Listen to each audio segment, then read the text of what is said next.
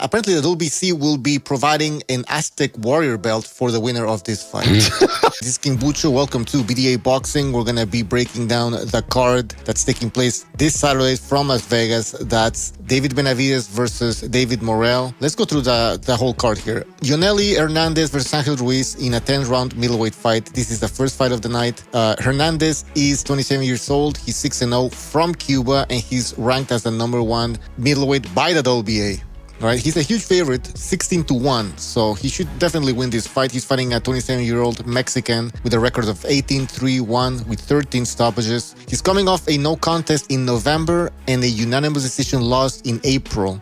His biggest win is Luis Colazo, and that took place on April 2023, and that was at 154. The favorite definitely has to be Hernandez, again, 16-1. Let's move on to the next fight here. Mirko Cuello from Argentina against Christian Olivo from Mexico. This is a 10-round fight at 126. Cuello is 24 years old. He's been a pro since 2020, and he is a favorite. He's known for being a hard puncher. He has great hand speed and good technique. Cuello, I mentioned him a while back, one of the podcasts, and people were saying, well, wow, who is this guy? Well, again, I didn't say he was a great fighter or he's going to be a great fighter. I just said he's someone to look out for because he does have a very entertaining style. And when I say entertaining, he's not going with balls to the walls. He's tight defense, tight guard, comes forward, and his left hook to the body really is dynamite. I mean, he throws it about as well as any world-class Mexican out there, I should say. And so it's very interesting to see him fight on another PBC card, because he did fight in a PBC card back in March, I want to say 2024. He took on Sulaiman Segawa. People remember Segawa as the guy who recently upset Ruben Villa on ESPN. Well, not recently, it was last year in July. And then he took on Bruce Shushu Carrington and gave him all he could handle. Carrington walked away with a majority decision, but a lot of people feel that he was lucky to walk away with that decision. So Mirko Cuello actually did beat Segawa, and I don't know, the footage from that fight is not available, even though it was on a PBC undercard. But from what people say, that he legitimately won that fight. So it'll be interesting to see him fight here, see what he has to offer. 126 pounds, I believe. That's at 126 pounds, right, the fight? Yes, 10 rounds. Okay, so there's a lot of implications in that fight, because 126 pound, the featherweight division, I've said before, is one of the best divisions out there, other than 154. I mean, you got Rafael El Divino Espinosa, who might be moving up, I don't know, but let's consider him still at 126. You got Nick Ball, you still have Angelo Leo, you still have Renato Lopez. Inoue might be jumping in one of these days. You got Figueroa, you got Fulton. So if Cuello can make an impact this Saturday, could potentially end up, I don't know, maybe in line for one of those big fights. All right, moving on to the next fight, Jesus Ramos versus Jason Rosario. This is a junior middleweight fight, 10 rounds. Jesus Ramos is only 23 years old with a record of 21-1 with 17 stoppages. His last fight took place on May of last year against Johan Gonzalez. He won the fight in 9 rounds. Before that, he lost a controversial unanimous decision fight against Erickson Lubin. That was on September 2023. Jason Rosario, 29 years old, 24-4-2 with 18 wins coming by way of stoppage. He's famous for stopping Julian Williams all the way back in 2020. Well, see, this is where we started getting into a bit of the negative aspects of this card. I mean, Jesus Ramos, 23 years old, one of the youngest guys in the deep 154-pound division. However, he's with the PBC, and he's on the PBC bronze plan, meaning he only gets about one fight per year. That fight you mentioned back in May 2024. I mean, come on, it's been 8 months since he last fought. And now they're putting him in there against a guy in Rosario who's half retired. I mean, I don't know. It shouldn't be too much of trouble for Ramos, although Rosario can crack, so Ramos better watch out for that.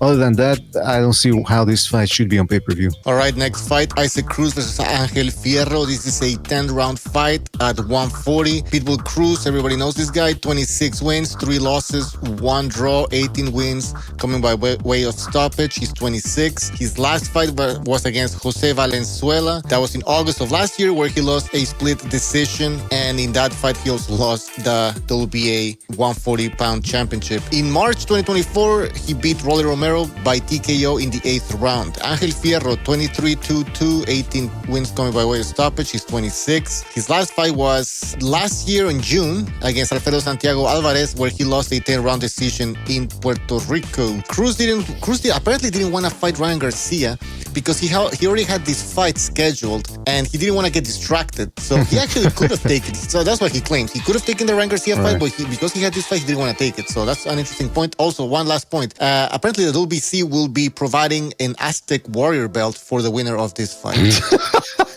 I mean, hey, that makes it worth the pay-per-view price, right? Exactly. I mean, listen, Cruz was on the PBC Platinum plan, meaning they got him 2 fights in 2022. He was in their good graces. Fast forward to 2023, he only had 1 fight in the middle of the year on the Crawford-Spence Undercard in the middle of the summer. Or, middle of the year. He took on Giovanni Cabron Cabrera. Very complicated fight for Cruz, won the distance, split decision.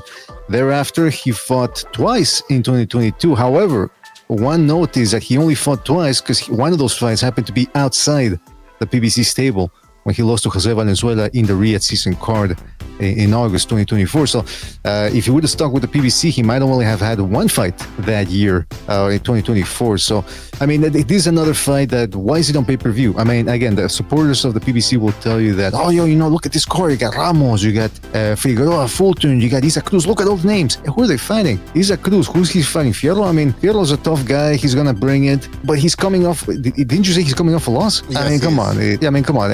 He's getting paid. Everyone's getting paid. At least Cruz is staying active. But again, am I supposed to be paying top dollar for tune-ups on an undercard? No, exactly. Well, the PBC is selling this Mexican Civil War type of fight. Before we move on, yeah, so Isaac Cruz, the reason why you said about Ryan Garcia, that he could have taken the fight, but he didn't want to be distracted. Doesn't that sound like to you, like, they made a big deal that the Davis is going to call out somebody for the first time ever if he beats Roach. Doesn't this sound like to you like they're setting up Isaac Cruz, Gervonta Davis too? Yeah, that's a possibility, for sure. And I think they still think that they can use Pitbull to feed him to one of their fighters. Yeah. Because why wouldn't Cruz take that fight? I don't want to be distracted. What else do you have down the line? I mean, you would only say that if he already had something down the line, right? All right, so let's go to the co-main event of the night. It's Brandon Figueroa versus Stephen Fulton, the rematch. Their first fight took place 4 years ago in 2021, where Fulton won a majority decision. Stephen Fulton, he's 30 years old, 22-1 with 8 wins coming by way of stoppage. His only loss came to Naoya Inoue in 2023. His last fight was in September of 2024, where he lost a split decision. Where he won a split decision over Carlos Castro, and that was at 126. Figueroa is 28 years old, 25-1-1 with 19 wins coming by way of stoppage. His only loss came to Stephen Fulton in 2021. He's the current WBC featherweight champion, and his last fight took place on May the 4th of 2024 against Jesse Magdaleno, where he stopped him in 9 rounds. Again, another fight that on paper, people are making it out to be like it's a big deal. Like, whoa, it was one of the best fights of 2021. It was one of the best fights of 2021. So one of the best fights 2.5 years ago. That's what they're talking about. I mean, a lot has transpired since 2021 when they fought. First of all, neither guy has been all that active. Figueroa has been on the PBC bronze plan, meaning 1 fight per year.